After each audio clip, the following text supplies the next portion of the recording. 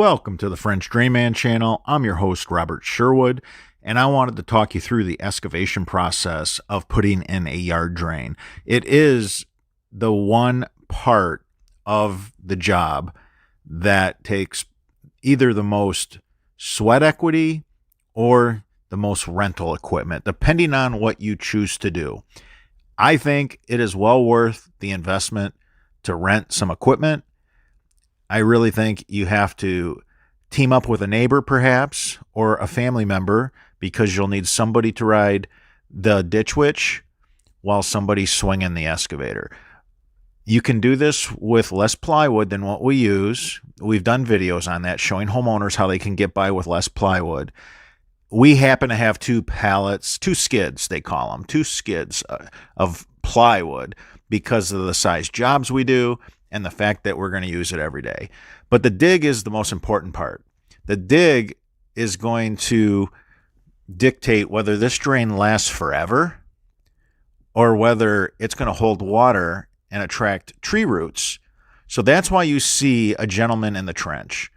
Valente's in the trench, and he's making sure the bottom is flat as can be. We don't want no bellies. People always ask me, what are you talking about? A belly. A belly is when a trench or pipe has a dip in it. It holds water. And it's a term in the industry, a plumbing term actually. And I believe it's used mostly with sump lines. When a sump line gets a belly in it, you can't get water past that belly. Usually you're done. You got to dig it up and install a new sump pump discharge line. So in yard drains, it's no different. If you leave a belly, you're going to have this situation where there's a section of your drain holding water. Trees and shrubs will sniff that out during the drought season, and they'll take your system out. If you want to build a system that lasts forever, make sure the bottom is really, really smooth. If you're digging clay, it's really easy. You could actually take the shovel and just, take the flat part of the shovel, and you could really shape that trench. You see our guys working it. We always have somebody in the trench, whether it's Valente, Marcelo, Valentine. There's always somebody in the trench, and they're working that trench, and they're shaping that trench, and they're making sure there's no bellies, and they're making sure there's no high spots that's going to dam water, because what happens when you dam water, or what happens when there's a low spot that holds water? You attract tree roots. So you want to definitely make sure that the bottom of your trench is as flat as possible. This is huge. The dig is everything. If you miss on the dig, you're kind of done. So that's why I took the time to make this video, because everybody's, so fixated on so many different things, when the dig is the most important part of the whole job. If you do the dig right, you're all set.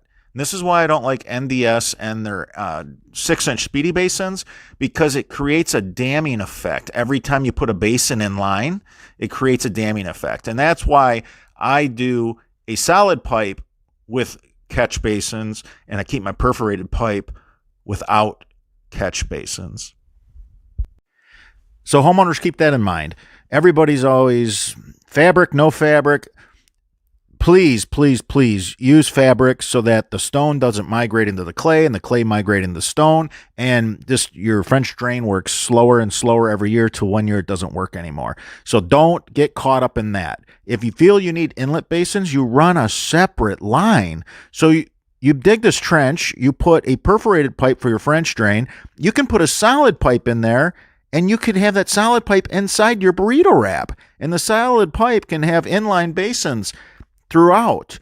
You can put them in all the potholes. What is a pothole? That's a low area of your yard that collects water. That's ideal. That's how you determine where you put in a catch basin. So I hope this is going to be helpful to the homeowners and the DIYers.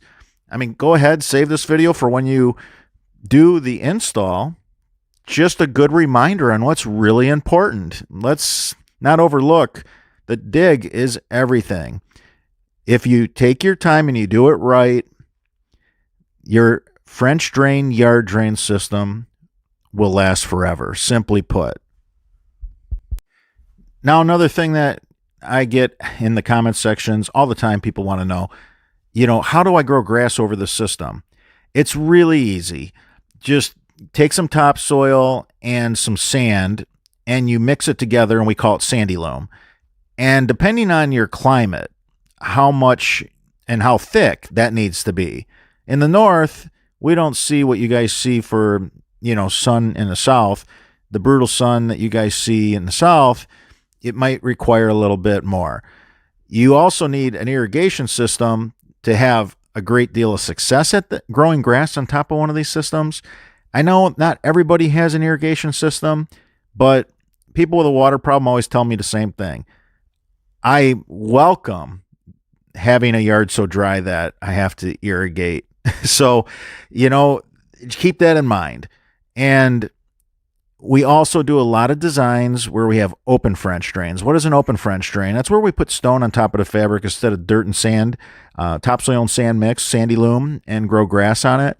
So those are the two covers that I like. I like to either grow grass on it and have inlet basins on a solid pipe and keep the perforated, isolated from all that debris, and don't use it as a garbage disposal. I want it to last forever. I want all this sweat equity, and I want my client, the money they invested in me, I want that to serve them for the rest of their lives.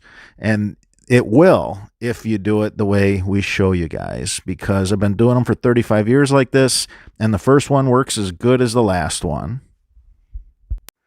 Now remember, we got plenty of videos in our playlist showing blind inlets and how we use those. You could also use a blind inlet in all your potholes. So what that means is you just go ahead and you grow grass around a grate that's laying on the geofabric, that's non-woven geotextile fabric that's double punched, so it has all these holes that the grass roots can grow in. What's nice about the blind inlet is you never ever have to trim the grass out around it. Remember, the way we teach you guys to use a blind inlet, it's going to allow water to run into your French drain system. And once the grass has fully rooted through the fabric, then you end up moving all the water through capillary action and gravity. It's dynamite. It works fantastic. So you don't have to do anything with that blind inlet. Watch the grass just engulf it. That's the idea. It'll just disappear, and then the system will work its very best.